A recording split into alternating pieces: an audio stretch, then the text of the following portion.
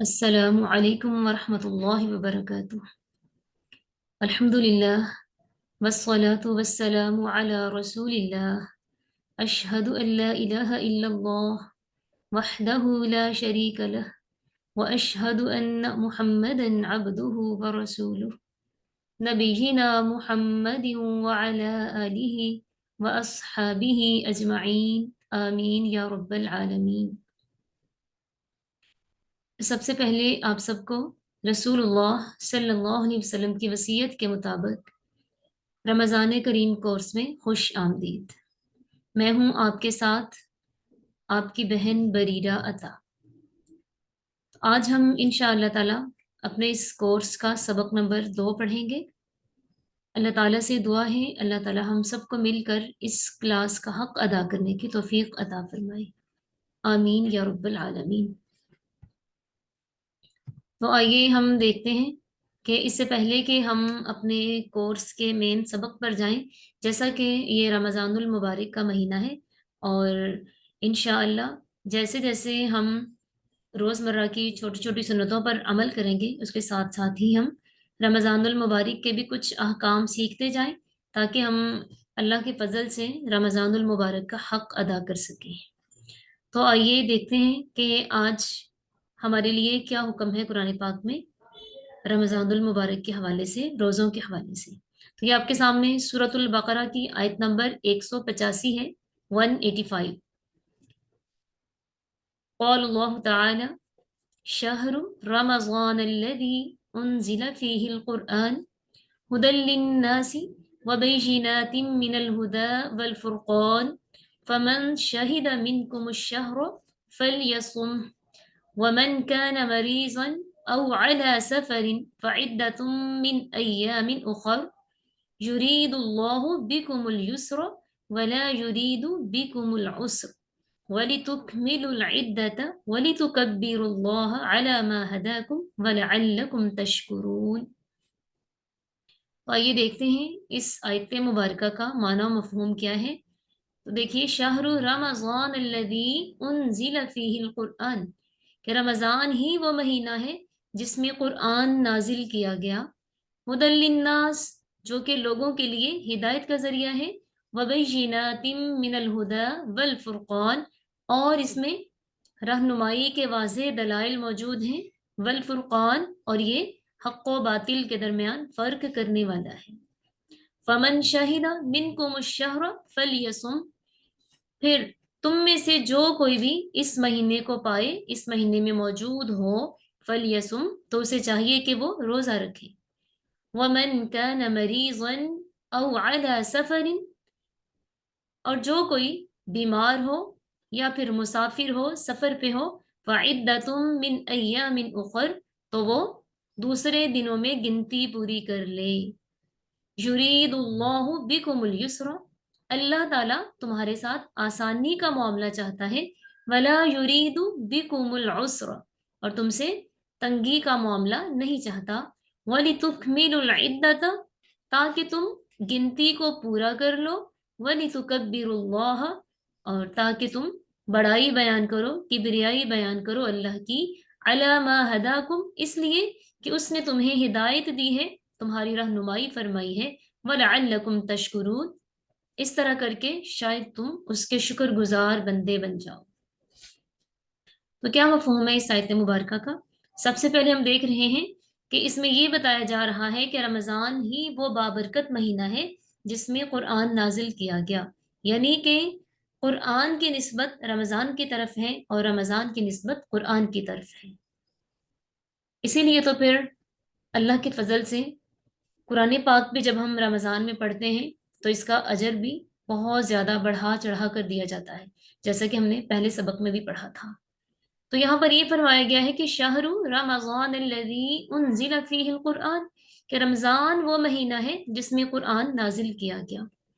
اب اس کا مطلب یہ نہیں ہے کہ نبی علیہ السلام پر جو قرآن نازل کیا گیا وہ رمضان کے مہینے میں پورے کا پورا نازل ہو گیا، ایسا نہیں ہے، بلکہ اس کے کچھ معنی و مفہوم یہ ہیں کہ اس کا ایک تو مطلب یہ ہے کہ پہلی بار جب پہلی وحی آئی تھی غار حرا میں نبی علیہ السلام پر، تب رمضان کا مہینہ تھا، اور دوسرا مفہوم اس کا یہ ہے کہ قرآن پاک چونکہ 3 بار نازل کیا گیا ہے، پہلی بار وہ اللہ تعالیٰ کے پاس لوح محفوظ میں، دوسری بار لوح محفوظ سے آسمان دنیا پر بیت العزت میں اتارا گیا مکمل قرآن پاک، تب رمضان تھا، اور تیسری بار نبی علیہ السلام کے دل پر حضرت جبرائیل علیہ السلام کے ذریعے 23 سال کے عرصے میں اتارا گیا۔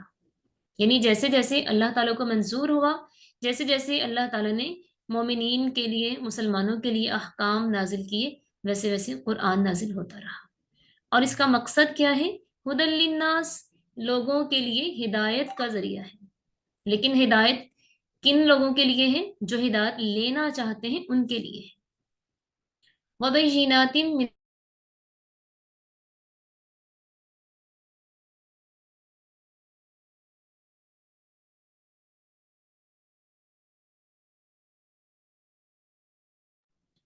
جی اسکرین شیئر ہو رہی ہے؟ کوئی مجھے یہ بتائیں ایک بار۔ ٹھیک ہے، جزاک اللہ، بارک اللہ فیک۔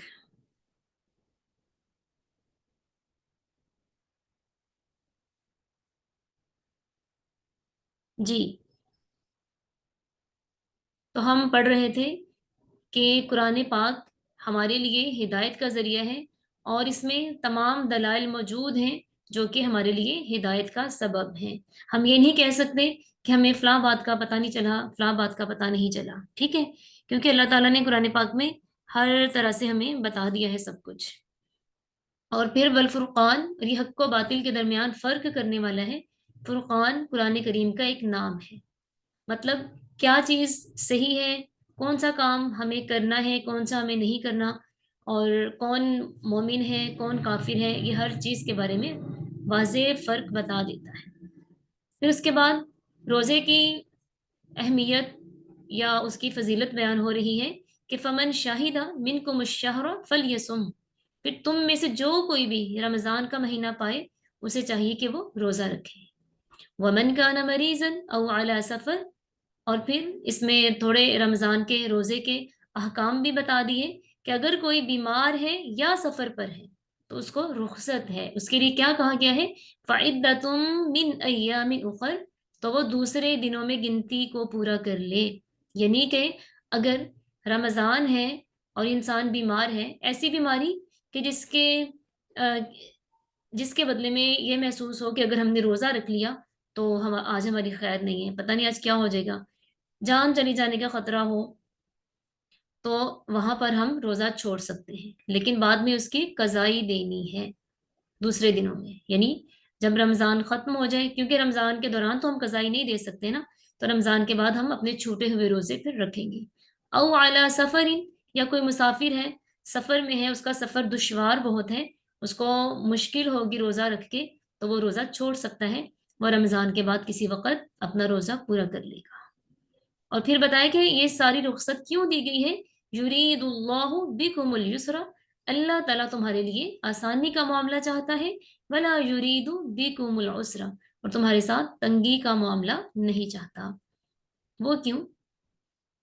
تاکہ ہم قرآن پاک پر عمل کرنے والے بنیں اور ہم اپنی زندگی کو اسلام کے مطابق ڈھالیں، تاکہ ہم آخرت میں اللہ کی بارگاہ میں سرخرو ہو سکیں۔ وَلِتُكْمِلُوا الْعِدَّةَ، اور پھر یہ کہا کہ تاکہ یہ آسانیاں اس لیے ہیں کہ پھر تم اس گنتی کو پورا کر لو۔ تو اس کے بھی دو مفہوم نکلتے ہیں۔ بعض نے کہا کہ وَلِتُكْمِلُوا الْعِدَّةَ، اس کا یہ مطلب ہے کہ جو رمضان تم پاؤ اس کو پورا کرو، اس گنتی کو پورا کر لو، یعنی جتنے روزے تم رکھ سکو اس کو پورا کرو۔ اور دوسرا مفہوم یہ ہے کہ جو روزے چھوٹ گئے ہیں ان کو بعد میں پورا کر لیں۔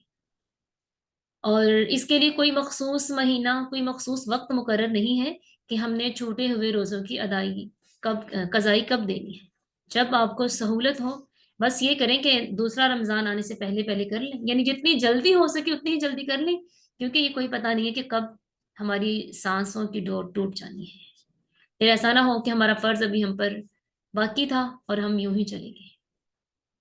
اور جب یہ سب کچھ ہو جائے، ہم اپنے رمضان کو پورا کر لیں، تو پھر وَلِتُكَبِّرُوا اللَّهَ عَلَى مَا هَدَاكُمْ، پھر تاکہ تم اللہ کی بڑائی بیان کرو، اس کی کبریائی بیان کرو، اس لیے کہ اس نے تمہیں ہدایت دی، تمہارے لیے رہنمائی کے راستے دکھائے تمہیں، وَلَعَلَّكُمْ تَشْكُرُونَ، تاکہ تم اس کے شکر گزار بندے بن جاؤ۔ دیکھیں اللہ تعالیٰ نے انسان کے اندر شکر کی عادت ڈالنے کے لیے اس کو اتنی آسانیاں دے دی ہیں۔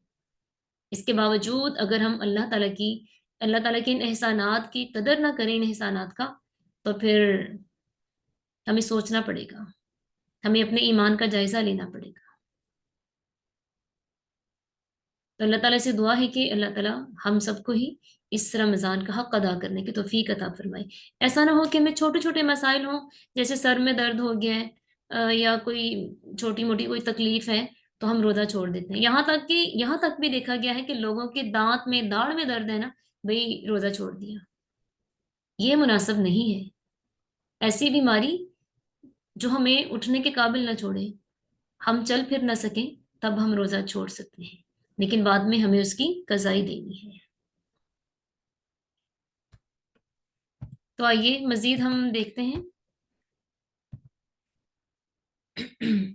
ہماری کلاس کا مقصد چونکہ اللہ تعالیٰ کی توفیق سے روز مرہ کی مسنون دعائیں اور صبح شام کے اذکار ہیں، جیسا کہ کل بھی ہم نے سونے اور جاگنے کے اذکار دیکھے تھے، تو آج اللہ کے فضل سے ہم جب انسان رات کو سوتا ہے، رات کے ہم نے سوتے وقت کے سارے احکام پڑھے تھے، اور پھر صبح بیدار ہونے کی دعا بھی ہم نے کل پڑھی تھی۔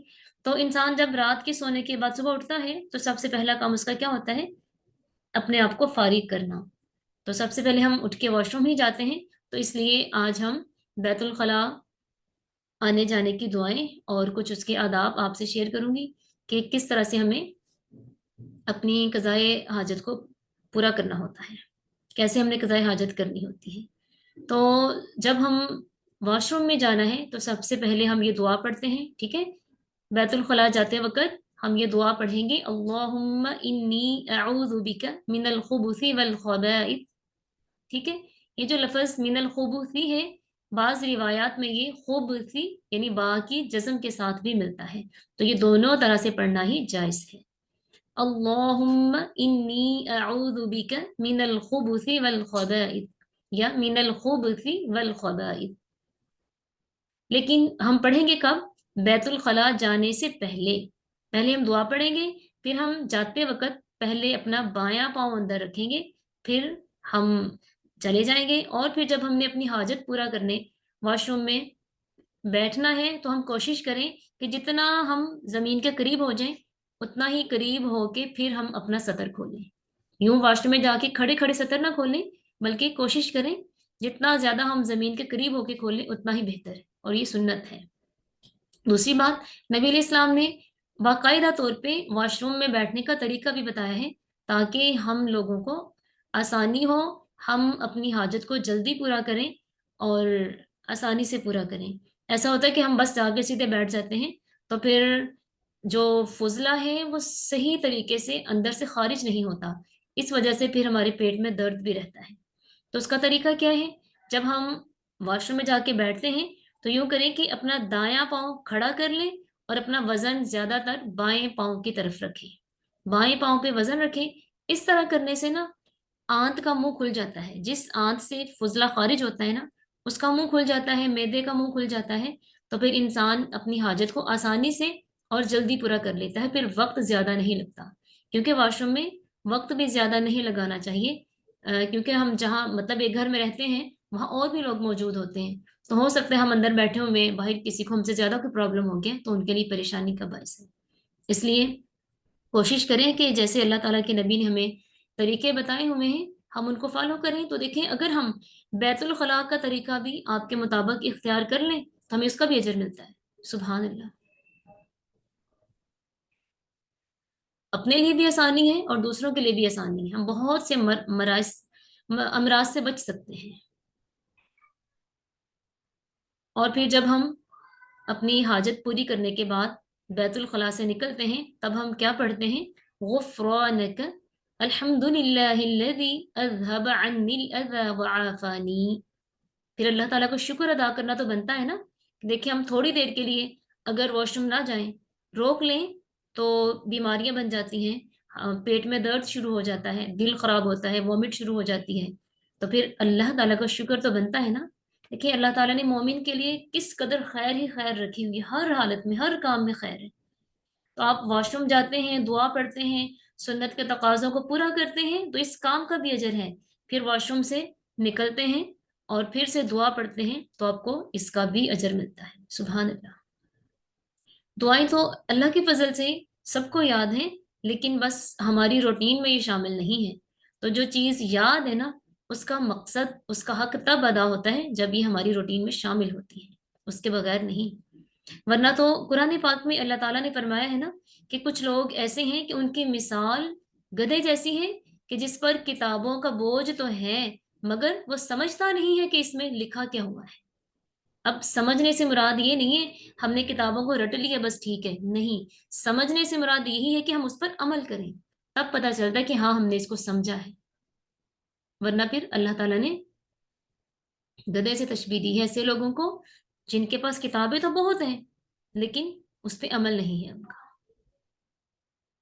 تو اللہ تعالیٰ سے دعا ہے کہ جب اللہ تعالیٰ نے ہمیں اشرف المخلوقات بنایا ہے تو ہمیں پھر وہی بننا ہے. اللہ تعالیٰ ہمیں وہی بنائے، ہمیں توفیق دے کہ ہم ان چھوٹی چھوٹی سنتوں پر عمل کرنے والے بنے. آمین. تو اب ہم دیکھتے ہیں صبح و شام کے اذکار. تو کل بھی ہم نے کچھ اذکار دیکھے تھے جیسے آیت الکرسی اور سورۃ الناس، فلق اور سورۃ الاخلاص وغیرہ، یہ ہم نے کل پڑھے تھے. اس کے بعد آج ہم ایک نئی دعا لے کے آتے ہیں. ہم روزانہ انشاءاللہ تعالیٰ ایک یا دو نئی دعائیں سیکھیں گے. ان کو یاد کرنا ہے، دیکھ کر نہیں پڑھنا، ٹھیک ہے. ہم لوگ دیکھ کر پڑھ لیتے ہیں نا کہ چلو جی یہ بس پڑھنا ہی ہے تو پڑھ لیا، نہیں. اگر ہم ان کو زبانی یاد کریں گے نا تو اس کا ہمیں زیادہ فائدہ ہوگا. ہم کسی بھی وقت اپنے دوسرے ساتھیوں کو بھی سکھا سکتے ہیں، اپنے چھوٹے بچوں کو سکھا سکتے ہیں، اپنے دوست احباب کو سکھا سکتے ہیں. اسی طرح اگر ہم سفر پہ نکل گئے ہیں اور خدا نہ خواستہ ہم بک رکھنا بھول گئے ہیں تو وہاں پہ ہمیں یہ ٹائم آ گئے ہیں صبح کا شام کا، تو کیا ہم پھر دعا نہیں پڑھیں گے؟ اس لیے ان دعاؤں کو زبانی یاد کریں. ان کا آسان طریقہ یہ ہے کہ آپ اس کو 10 بار خود پڑھیں. کتنا ٹائم لگ جائے گا 10 بار پڑھنے میں، اور پھر آپ 10 بار کسی کو پڑھا دیں تو مجھے امید ہے کہ آپ کو یاد ہو جائیں گے انشاءاللہ. اگر آپ اللہ تعالیٰ کے لیے وقت نکالیں گے تو انشاءاللہ تعالیٰ اللہ تعالیٰ بھی ہمارے وقت میں خود ہی برکتیں ڈال دے گا. تو آئیے ہم ذرا ان الفاظ کو پڑھ کے بھی دیکھ لیتے ہیں. کل بھی میں نے کہا تھا نا کہ تلفظ صحیح ہونا چاہیے، یعنی الفاظ کی ادائیگی صحیح ہونی چاہیے. جب تک الفاظ کی ادائیگی ٹھیک نہیں ہوتی نا تو پھر لفظ غلط ہو جاتے ہیں. تو پھر ظاہر ہے جب ہم غلط الفاظ بولیں گے تو پھر اثر کہاں رہے گا. تو آئیے دیکھتے ہیں. یہ ہم صبح پڑھیں گے، ٹھیک ہے. صبح ہم ایک بار اس دعا کو پڑھتے ہیں. صبح سے مراد غروب طلوع شمس سے پہلے پہلے. تو ہم پڑھ کے دیکھ لیتے ہیں. اصبحنا، ٹھیک ہے. اصبحنا واصبح الملک للہ، للہ والحمد للہ، لا الہ الا اللہ وحدہ لا شریک لہ، لہ الملک ولہ الحمد وهو على كل شيء قدير. ربي أسألك خير ما في هذا اليوم وخير ما بعده، وأعوذ بك من شر ما في هذا اليوم وشر ما بعده. ربي أعوذ بك من الكسل وسوء الكبر. ربي أعوذ بك من عذاب في النار وعذاب في القبر. یہ ہمارے پاس صبح طلوع شمس سے پہلے پہلے پڑھنے کا ذکر ہے، ٹھیک ہے. ایک بار ہم پڑھیں گے تو بالکل یہی الفاظ ہم شام میں پڑھیں گے غروب آفتاب سے پہلے پہلے. بس یہ ہوگا کہ اس دعا میں جہاں جہاں ہم نے لفظ اصبح استعمال کیا ہے، صبح کے لیے بولا ہے، تو یہاں جب ہم شام کو پڑھیں گے تو ہم شام کے لیے الفاظ استعمال کریں گے. تو اصبحنا سے ہو جائے گا امسینا و اصبح و امسا، ٹھیک ہے. تو تھوڑا سا آگے 2-3 الفاظ کا فرق ہوگا صبح اور رات کے حساب سے. تو دیکھیے امسینا و امس الملک للہ والحمد للہ، لا الہ الا اللہ وحدہ لا شریک لہ، لہ الملک ولہ الحمد وہو علی کل شیء قدیر. ربی اسألک خیر ما فی هذه اللیلۃ وخیر ما بعدها، وَأَعُوذُ بِكَ مِن شَرِّ مَا فِي هَذِهِ اللَّيْلَةِ. اب یہاں پر کیا تھا؟ فِي هَذَا الْيَوْمِ یہاں پہ ہادہ اور یہاں پہ ہادی ہی ہے، کیونکہ یہاں پر لفظ ہے الیوم اور یہاں لفظ ہے اللیلتی. الیوم مذکر، اس کے لیے پھر ہادہ مذکر استعمال ہوا. اللیلتی یہ کلمہ مونس ہے تو اس کے لیے پھر اس کا اشارہ بھی مونس ہی استعمال ہوا. ما فی هذه اللیلتی وشر ما بعدها ربی اعوذ بک من الکسل وسوء الکبر ربی اعوذ بک من عذاب فی النار وعذاب فی القبر. تو یہ ہمارے پاس سیم دعا ہے، صرف صبح اور شام کے الفاظ کا فرق آئے گا، باقی ساری کی ساری ویسے ہی ہے.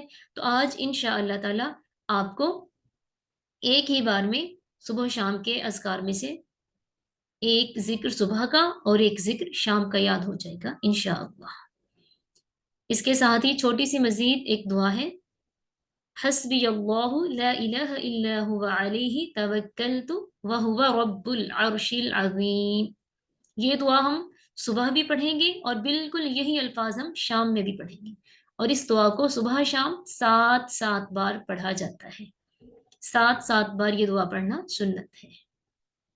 تو مجھے امید ہے کہ انشاءاللہ آپ کل کی کلاس سے پہلے یہ دونوں اذکار ضرور یاد کریں گے. اور اس سے پہلے ہم نے جو بیت الخلاء آنے جانے کی دعائیں پڑھی اور وہاں کے آداب سیکھے ہیں، تو مجھے امید ہے کہ آج آپ ضرور ان پہ عمل کریں گے اور کل تک آپ کی روٹین میں یہ سب کچھ شامل ہو جائے گا اللہ کے فضل سے اور آپ کی کوششوں سے انشاءاللہ. بارک اللہ فیکم اجمعین. اس کے ساتھ ہی اجازت دیجیے. سبحانک اللہم و بحمدک نشہد ان لا الہ الا انت نستغفرک و نتوب الیک. السلام علیکم ورحمۃ اللہ وبرکاتہ.